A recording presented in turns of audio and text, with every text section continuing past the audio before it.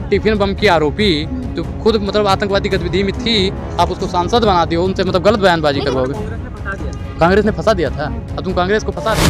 इंदिरा गांधी ने किसके लिए बलिदान दिया? भारत के लिए। राजीव गांधी ने किसके लिए बलिदान दिया? भारत के लिए। तो राहुल भारत का बेटा हुआ है, विदेश का बेटा हुआ है। ऐसे कहने वाले लोगों को माफी मांगनी चाहिए, ऐसे देश विरोधी लोगों को। राहुल गांधी बच्चे नहीं पैदा कर सकते हैं, ये उन्होंने जांच करी है। मोदी जी ने बच्चा कहीं नहीं पैदा कर पाए, बताइए। योगी आदित्यनाथ जी क्यों बच्चा नहीं पैदा कर पाए? इनमें भी दिक्कत। रवीश कुमार की आवाज़ दबाई गई, नहीं दबाई गई। राहुल गांधी ने जो सदन में बोला, उसकी आवाज़ काट काट काट काट काट की गई, नहीं की गई। लोकतंत्र खत्म हो रहा है, नहीं खत्म हो रहा है। अगर ये राहुल गांधी ने सच्चाई बयां कर दी तो इससे आप लोगों को दिक्कत। एजेंसियां जितनी भी हैं भारतीय जनता पार्टी की जमाई बन गई हैं। जब जब ससुर जी कहते हैं कि लालू पे छापा पड़ेगा, सीबीआई जाती है, बाद में ईडी जाती है, फिर सेबी जाती है, फिर जितने भी डिपार्टमेंट हैं सब 3 घंटे के लिए अनुराग के हाथ में ईडी, सीबीआई और सेबी दे दो। अडानी जी, गौतम अडानी और मोदी और अमित शाह 3 घंटे के अंदर जेल में ना कर दूं ना, अनुराग से नाम बदल दूं। अगर सोनिया गांधी है, वो इटली की हैं, तो वो भी विदेशी ही है, कभी देशभक्त नहीं बन सकते। एक चीज बताइए, इंदिरा गांधी ने किसके लिए बलिदान दिया? भारत के लिए। राजीव गांधी ने किसके लिए बलिदान दिया? भारत के लिए।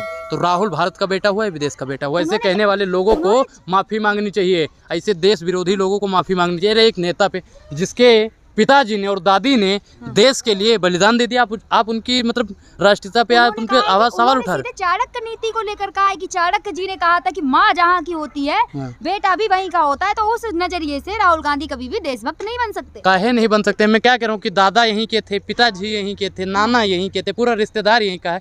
तो इसमें आपको दिक्कत हो रही है। जिसने भी बोला है ना, उसको माफी मांगनी। साध्वी प्रज्ञा को मैं साध्वी मानता ही नहीं, मैं उसे साध्वी नहीं मानता, मैं उसे साध्वी नहीं मानता। आप ऐसे कह दो कि चिन्मयानंद स्वामी को स्वामी मान लो, आप कह दोगे रामदेव को स्वामी मान लो, तो आप कहोगे आसाराम को, आप आसाराम को स्वामी मानती हो, पूजा करते होंगे। राम रहीम को मानते हो, राम रहीम को मानते हो, तो हम क्यों माने उसको? साध्वी का यही काम है। उन्होंने ये भी कहा है कि राहुल गांधी को देश से बाहर निकाल देना चाहिए। भैया मैं क्या कह रहा हूँ कि जो ऐसे नफरत फैला रहे हैं ना, जो ऐसी बयानबाजी दे रहे हैं, देश के प्रधानमंत्री आदरणीय मोदी जी से कहना चाहते हैं, ऐसे सांसद को संसद से बाहर निकाल दो, हम तो कहते राज्यसभा से बाहर निकाल दो। ताकि कहा था ना कि मैं माफ नहीं करूंगा साध्वी प्रज्ञा को। तो अच्छी बात है, अगर उन्होंने कहा है तो ठीक है, माफ नहीं करना चाहिए। लेकिन उसके बावजूद भी प्रज्ञा ठाकुर लगातार ऐसे बयान देती रहती है। वो देखो, मैं क्या कह रहा हूँ कि उनको बुलवाया जाता है। कौन बुलवाएगा? भारतीय जनता पार्टी के लोग बुलवाते हैं। अच्छा। और बाद में चूना लगाते हैं। एक होता है भूसा, समझते हो मैडम? हमारे गाँव में भूसा जो चारा होता है, गाय भैंस को खिलाया जाता है, तो उसके ऊपर लेप लगाने से ना कुछ चिकना नहीं होता है। तो भारतीय जनता पार्टी उनसे बुलवाती है, बाद में लेप लगाती है, लेकिन वो फिर भी उनकी बात छिपती लेकिन यही प्रज्ञा ठाकुर है जिन्होंने कुछ समय और पहले बयान दिया था कि हिंदुओं को अपने घर में हथियार रख लेने चाहिए, धार लगा लेनी चाहिए। मैडम देखिए, वो देश की प्रशासन को और अमित शाह जी को निकम्मा बोलने का काम कर रही है। कहाँ? जैसा के पापा को अगर कोई निकम्मा बोलने का काम करता है तो वो साध्वी प्रज्ञा कहाँ कर रही है सर? आप मानती हो कि देश का प्रशासन का मालिक कौन है? अमित शाह जी। और आप मानती हो कि अमित शाह जी और हमारी प्रशासन कमजोर है? नहीं है कमजोर। मैं भैया यहाँ पे खड़ा हूँ और मैं गर्व के साथ कह सकता हूँ कि मुझे कोई दिक्कत नहीं है। मैं हिंदू हूँ, सनातनी हूँ, मुझे कोई दिक्कत नहीं है। मैं चाकू क्यों तेज करूँ? टिफिन बम की आरोपी तो खुद मतलब आतंकवादी गतिविधि में थी, आप उसको सांसद बना दियो, उनसे मतलब गलत बयानबाजी करवाओगे। कांग्रेस ने फंसा दिया था। कांग्रेस ने फंसा दिया था, अब तुम कांग्रेस को फंसा रही हो। मतलब कांग्रेस ने, अच्छा एक चीज बताइए, आरोपी को ही आरोपी कहेंगे ना, गलत को नहीं। आज हम मनीष कश्यप को बोल रहे हैं तो उसको हम फंसा रहे हैं, गलत है वो तो गलत ही बोलेंगे। लेकिन वही एक भाजपा की अध्यक्ष है, उन्होंने कहा है कि राहुल गांधी बच्चे पैदा नहीं, कर्नाटक के, उन्होंने कहा है कि राहुल गांधी बच्चे पैदा नहीं कर सकते। एक चीज बताइए, एक चीज बता दीजिए, राहुल गांधी बच्चे नहीं पैदा कर सकते हैं, ये उन्होंने जांच करी है। मोदी जी ने बच्चा कहीं नहीं पैदा कर पाए, बताइए। योगी आदित्यनाथ जी क्यों बच्चा नहीं पैदा कर पाए? इनमें भी दिक्कत है, दिक्कत है अध्यक्ष जी, दिक्कत है, नहीं बोलेंगे। योगी जी तो संसार छोड़ दिया। तो भैया मैं क्या कह रहा हूँ, देश के लिए राहुल गांधी योगी हैं, देश के लिए। अच्छा, देश के लिए योगी हैं। बाल बच्चे से अगर दूर हैं, साधना से देश को चलाना चाहते हैं, देश की तरक्की के लिए मर मिटना चाहते हैं, तो आप लोगों को दिक्कत हो रही है, बच्चा नहीं पैदा कर पा रहे हैं, ये नहीं कर पा रहे हैं, ये गलत बयानबाजी है। भाजपा के एक नेता ने ये भी कहा है कि कांग्रेस के टाइम में बिजली कम देने की वजह से जनसंख्या बढ़ी है। प्रहलाद जोशी जो मंत्री है, उन्होंने कहा है बिजली कम देने की वजह से जनसंख्या बढ़ी है। महाराज, ये लोग इतने पता नहीं क्या क्या बयानबाजी क्या करते हैं। एक चीज बताइए, बच्चा पैदा करना भैया देखो वो अपना पर्सनल मैटर है, लेकिन ये जो बयानबाजी, मंत्री है भैया, मंत्री है वो। हाँ, मंत्री जी ने कहा है। प्रहलाद जोशी को भी माफी मांगनी चाहिए। देश के 135 करोड़ जनसंख्या से पहले बिजली नहीं आती थी। अच्छा भैया, बिजली से और बच्चे का क्या कनेक्शन है? प्रहलाद जी बताइए, क्या कनेक्शन है? क्या कनेक्शन है बताइए। अब हम कह देंगे मोदी जी आप 5 किलो राशन दे रहे हो, इससे जनसंख्या बढ़ रही है, हाँ। मानोगे? मोदी जी 2000 रुपये खेत के लिए, किसानी के लिए दे रहे हो, इससे बच्चा बढ़ रहा है, परिवार बढ़ रहा है, जनसंख्या बढ़ रही है।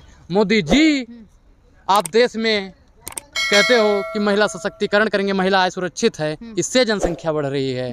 मोदी जी आप यहाँ पे फ्री शौचालय बना रहे हो, इससे जनसंख्या बढ़ी। ये सब फर्जी बातें हैं मैडम। भाई रवि किशन ने कहा था उनके 4 बच्चे कांग्रेस की देन है। मैं एक चीज़ बताऊँ, अगर पहले कहा कहता था कांग्रेस बहुत अच्छी है, अगर कांग्रेस नहीं होती ना, अगर कांग्रेस हम 2 हमारे 2 कर देती तो आज मोदी जी प्रधानमंत्री नहीं होते और ये रवि किशनवा सांसद ना होता। क्यों नहीं होते? क्यों नहीं होते? कितने भाई बहन देखिए, हम 2 हमारे 2 अगर होता तो भैया फुल स्टॉप। रवि किशन कौन? खामखा, कोई होता ही नहीं रवि किशन। मोदी जी कौन? मैं खामखा।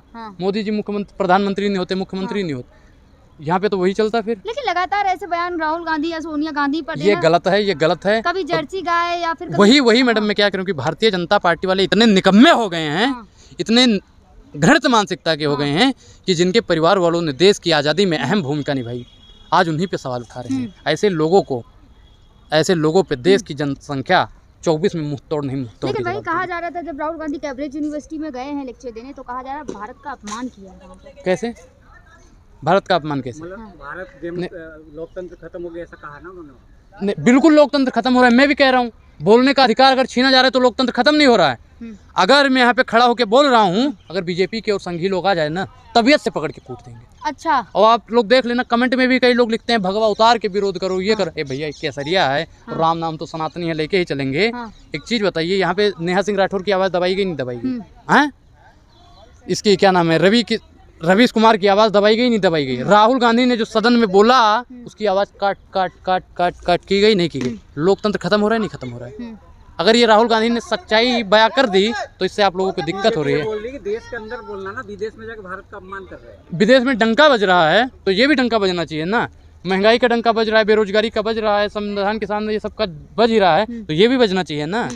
मैडम इनको माफ़ी मांगनी चाहिए। मोदी जी आप माफ़ी मांगिए, गृह मंत्री जी आप भी माफ़ी मांगिए, और जो अध्यक्षवा है ना उसको भी माफ़ी मांगनी चाहिए। किससे माफी मांगी? राहुल गांधी से। सत्ता में है सर। सत्ता से है तो मतलब अभिमान है, और सत्ता में। घमंड रावण का नहीं चला था, आप लोगों का चलने वाला अच्छा नहीं। काम कर रहे हैं, छापे नहीं पड़ रहे, आपने देखा नहीं भ्रष्टाचार पकड़ रहे हैं मोदी जी। भैया मैं क्या करूँ, चुनाव से पहले ही ईडी और सीबीआई वहाँ पहुँच जाती है। छापा और जानबूझ के डलवाते हैं।